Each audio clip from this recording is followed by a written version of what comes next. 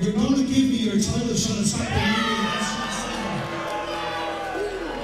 I earned that title shot. And what's right for me, Colin, is winning the OTT Champion.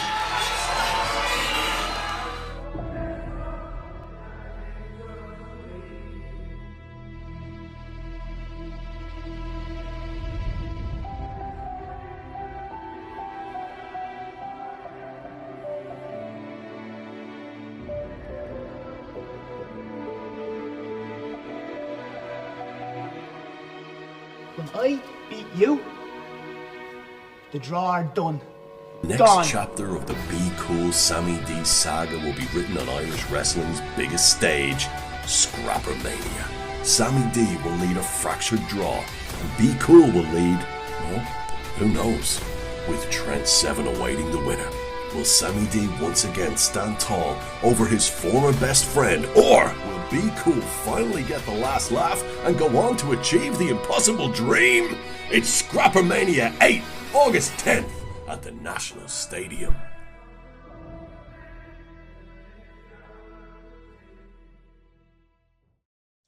Hi folks, welcome to the Irish Wrestling Podcast, where today I am proud to be joined by the man who will be taking on the draw and potentially Trent Seven this Saturday in the National Stadium, Be Cool, aka Barry. Barry, how's things? Not too bad, Colin. Thanks for having me on. Yeah, thanks for coming on, mate. It's a big week, big week ahead.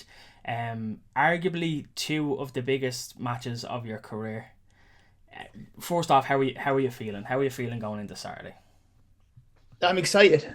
I'm really excited. I'm for the first time in a long time, I feel that my body is 100%, and yeah, I'm excited, very excited to get rid of the draw, excited to go on and face Trent.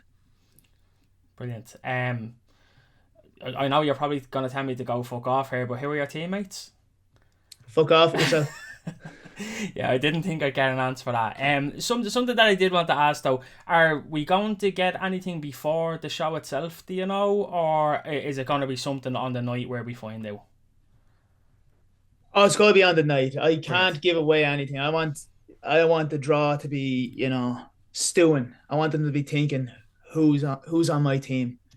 I want them, the element of surprise. It's a great tactic, very good tactic as well, and I think the fans would be happy with that as well, because I think the surprise factor is always something that everyone's looking forward to, especially at an event like a Scrappermania. So it's good to hear that will be left till the night. Again, as I said, you're going into not one but two potential matches.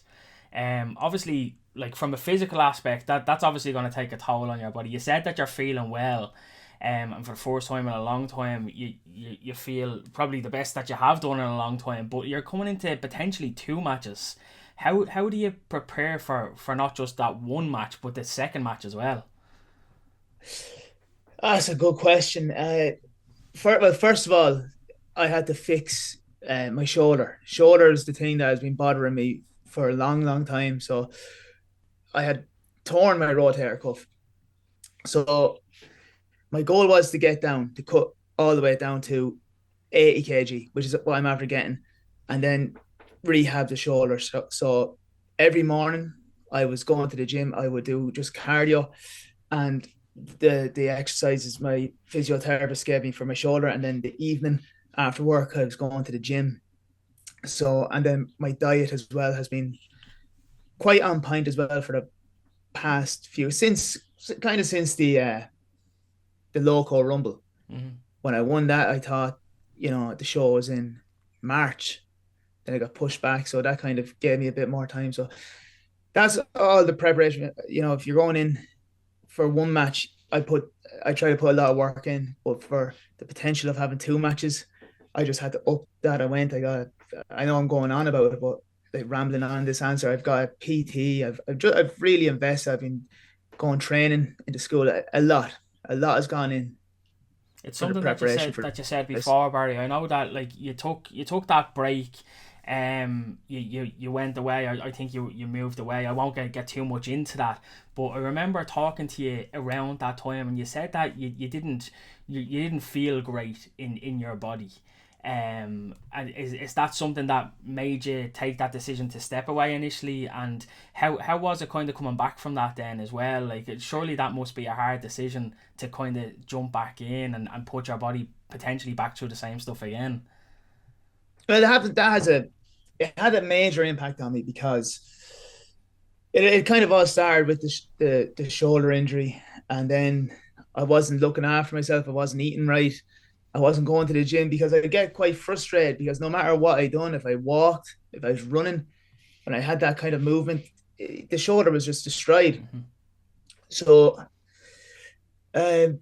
once like everything goes, your confidence goes, everything goes. I mean, I was turning down bookings in England when I came back. That's all kind of changed now. So I think I'm in a much better space. I'm training probably the best I've ever trained. I'm feeling a new passion for wrestling, something I haven't felt for a long time. And, the desire's there. I'm getting offers to work England, some big companies. I won't go into that, but I don't like going into it because nothing's 100%. Mm-hmm. You know what I mean? Yeah. So, but yeah, if you ask if I'm worried if I go back down that route, if I get injured again or anything, but I can't think like that. You know what I mean? You can't think like that. You have to have a positive mindset on these things, and it's all upwards from here. Yeah, absolutely. There has been an outcrying of people that I've seen to a couple of promotions. I know that there was a big outcrying around Super Strong Style 16 to try to get you booked over there. I fucking got worked on that myself a few times. When you saw that graphic? Yeah. Yeah, twice that got me. It's unfortunate. Listen, it might happen next year. Like, it's one of those. But yeah, like, listen, there's a lot of support there behind you, and I think that's something that you've always kind of had. You've always had that support from the fans, and I think I don't know how you feel about it, and something maybe that you can talk about. Do you feel that the fans are really behind you the most they've ever been right now? Yeah, I think so, and I don't think I'll ever be able to put it into words how much I appreciate it. Look, I always loved the OTT fans, but the support I get from them is, I mean, my T-shirts are designed, Spray Paint Scott, he's an OTT fan. The fans are they're amazing. I'll never be able to thank them enough for their support. That local Rumble reaction when I won that, it was insane. It was insane. It quite emotional when I look back and I see that kind of reaction, and I feel that the OTT fans really want me to win the OTT title, and I really want to give that back to them, if that makes sense. I think OTT fans want a champ who's going to be at every show, who will give Irish talent a shot at it, and I think that's, if I win that title, that's what I'd like to do. Brilliant. We won't scare it away from the other side though, Barry. There are that contingent that says that they don't want you as the champion. Maybe you're not capable of being the champion, that you're the phrase, and you've said this yourself, that like people just see me as the funny guy or the comedy guy or whatever. Like, what do you have to say to those people, who the doubters, the naysayers? It's probably the same people who say that I shouldn't have had the match with Mox. I like to think I proved everyone wrong with that match. But look, I'll never begrudge anyone their opinion. If they don't think I could have a title, I'd be a good champion. That's their right to think that, and that's my job as a professional wrestler to change their mind. And I like to think I would. Brilliant. You mentioned the Mox match there. I do think that you put a lot of doubters in their place with that match. One of the things in that match that you had a really special entrance. You came out on the bike. Do you have anything planned for this Scrapper? Is there anything going into an entrance? No. Okay. To be blunt, but there's a lot between all the stuff I have going on with my shoulder and personal life stuff, and then putting together a team and the potential having two matches. There's a lot there that I just couldn't put the like sorting that entrance out for Mox was a nightmare. That wasn't sorted until the day before. All right. So a lot of work went into it. And big shout out to Billy, who really helped organize everything. But no, there'd be no motorbike this time. I think that probably lends into the fact that like it is a bit more personal this time, to say the least. And with that, let's talk about the draw and Sammy in particular. Firstly, like you've had that off and on relationship with the draw. I'd just like to get your thoughts on the draw. So like let's look at Charlie Sterling, who is touted as one of the best in Europe, but like put you through a table fairly readily, like, and 3 times it took to go through that table. He didn't seem to pull any punches there. He was really quick to kind of jump in and take the initiative there, wasn't he? Yeah. I'm not too surprised. Hindsight's a hell of a thing. I think Charlie was kind of the last person who wanted me in the draw. I know Jay was very vocal about me not joining, but I feel that Charlie was the one who just didn't want me in the draw. And I think, maybe he was just a little bit insecure, a bit jealous that because I was such good friends with Sam. But yeah, I'm not surprised. Adam seemed to be the main guy on your side, and outright refused to do anything to you. He was being told to put you through the table, to give you a powerbomb, and he refused it. Where do you think that kind of lends in? Do you think that there's a bit of doubt there for Adam going into Saturday? I hope not. I hope he doesn't. I hope Adam comes out swinging, because he didn't put me through a table, but he didn't do anything to try and stop the lads. And the thing is, I wouldn't have roles reversed. I would have stepped in. I wouldn't have let that happen to any of the lads at the time. Now, yeah, throw any of them through a fucking table. But then no, that one stung. That one did sting. The Kingslayer Jay, former tag team partner, 2-time tag team champions. Like where does Jay fit into all this? We saw that there was a bit of stuff with Jay and Sammy recently. Where do you think Jay slots into this? And as well, thinking that Jay potentially isn't still 100%. I don't know what to say about Jay, man, because there's still a lot of I have a lot of time for Jay, but at the same time I want to pick him up and drop him on his head. It's if I thought Adam hurt, Jay stings a whole lot more. Jay, I thought our run as the tag team champions, the first time was, I thought we had a good bond there, and yeah, I don't know. I don't know what to make of Jay at the moment, if I'm being honest with you. Okay. Lastly, the de facto leader of the draw, Sammy, the man who you've had this bitter rivalry with, and even before that, like you were friends. You weren't just friends. You were really, really good friends. So now you're coming into this where Sammy tries to take your championship away, and it to me it's an ego thing. Is that how it comes across to you? Is he jealous of you? What's going on there with Sam? First of all, I know this sounds very cliched. We weren't more than friends, man. We were brothers. You know what I mean? I know that's really cliched, but we trained together for years down in the Fight Factory in Bray, and we came up together. You know what I mean? And then we broke into OTT together, and so I don't know what it is with Sam. When I saw Sam win the OTT world title despite everything he had done to me, despite you know, retiring me from OTT.